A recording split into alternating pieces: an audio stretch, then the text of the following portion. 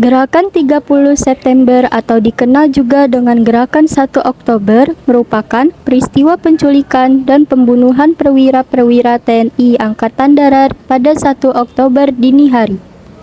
Gerakan ini dilatar belakangi berbagai konflik politik yang terjadi pada 1960-an.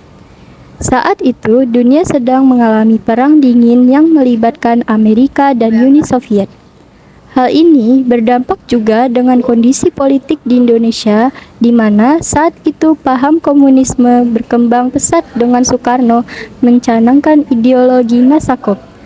Nasakom adalah nasionalis, agama, dan komunis. Bisa dikerucutkan peristiwa G30S dilatar belakangi oleh konflik antara PKI dan TNI Angkatan Darat. PKI dan TNI saat itu merupakan dua kekuatan yang memiliki pengaruh terbesar selain Presiden Soekarno.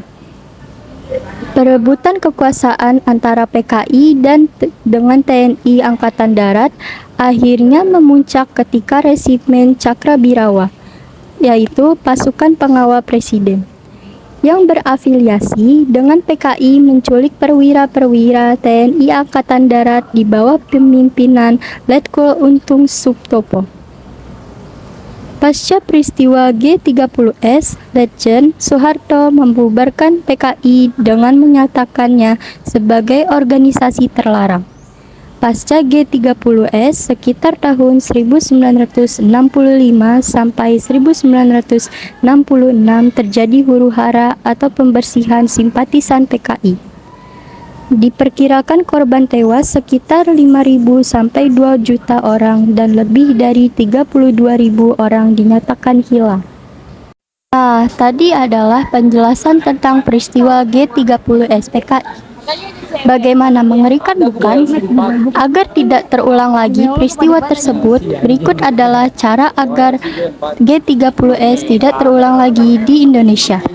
Yang pertama, kita harus senantiasa mengajarkan peristiwa tersebut kepada generasi muda sebagai peringatan agar mereka mengerti dan memahami betapa bahayanya ideologi komunis bagi bangsa Indonesia. Yang kedua, melarang masuk dan berkembangnya ideologi komunis, juga ideologi yang bertentangan dengan Pancasila lainnya, dalam masyarakat yang semakin mudah karena globalisasi. Yang ketiga, pemerintah lebih meningkatkan lagi pengawasan utamanya di dunia maya.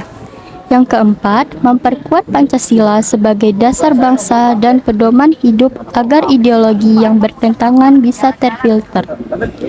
Dan yang terakhir, aktif mengadakan sosialisasi kepada masyarakat akan bahaya laten ideologi-ideologi yang bertentangan dengan Pancasila. Sekian informasi yang dapat saya jelaskan, semoga bermanfaat bagi kita semua. Wassalamualaikum warahmatullahi wabarakatuh.